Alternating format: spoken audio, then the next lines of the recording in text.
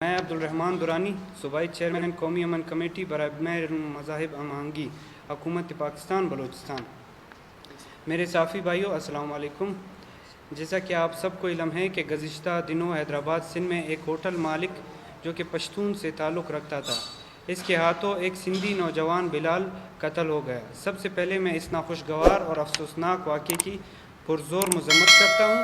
اس واقعے کے بعد جو سندھ میں حالات نے ایک خانہ جنگی کی شکل اختیار کی، ان حالات کو اس نہج پر پہنچانے میں یقیناً کچھ ناعاقبت اندیش لوگ، قوم پرستی کی بت میں معمور و محصور لوگوں نے اپنا صفاقانہ کردار ادا کیا۔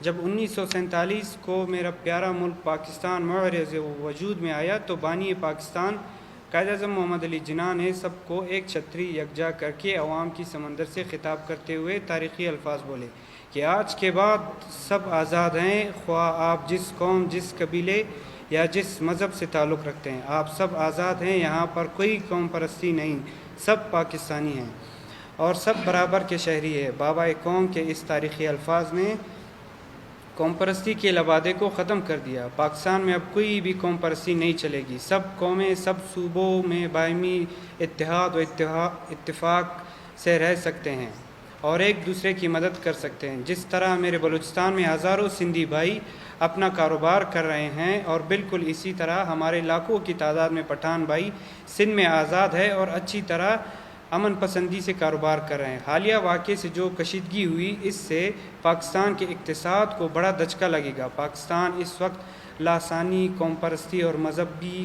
کشیدگی کا بالکل متحمل نہیں۔ میں بلوچستان کے پشتون بھائیوں سے دردمندانہ اور ہمدردانہ اپیل کرتا ہوں کہ آپ سب اس نفرت انگیز اور اشتعال انگیز کا کبھی بھی حصہ نہ بنیں۔ قوم پرستی کے لبادے سے نکل کر ایک باشعور پاکستانی ہونے کا عملی ثبوت پیش کریں۔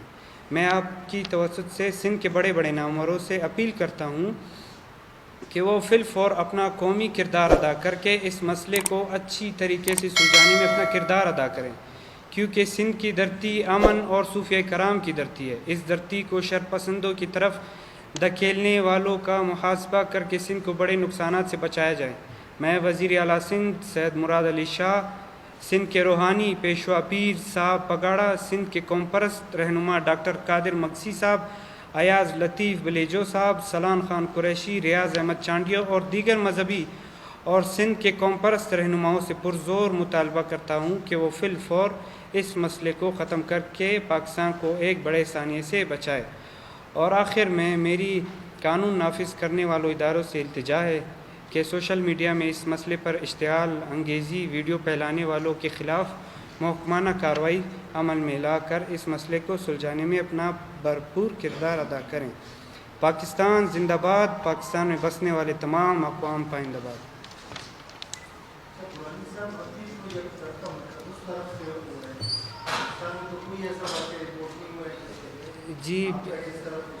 جی دیکھیں نا،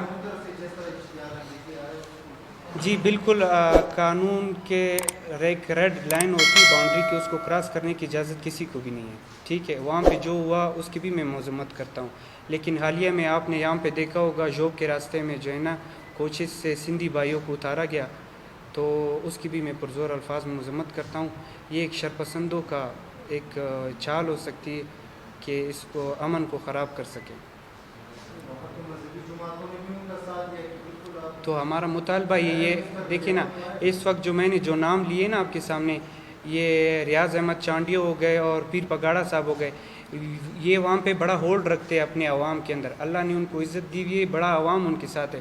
اگر یہ لوگ وہاں پہ اعلان کریں گے یا کوئی امن کے حوالے سے بات چیت کریں گے تو انشاءاللہ سب کچھ سولو ہو جائے گا۔ یہ بلال میرے خیال سے آپ دیکھیں، اس کا اگر بات چیت کریں گے تو کسی اور طرف چلا جائے گا۔ دیکھیں ابھی تک دیکھیں میں آپ کو بات بتاؤں نا، ایف آئی آر موجود ہے، ہمارا کام ہے اس وقت امن پھیلانا، ہم نے یہاں پہ کسی کو ڈکٹیٹ نہیں کرنا ہے۔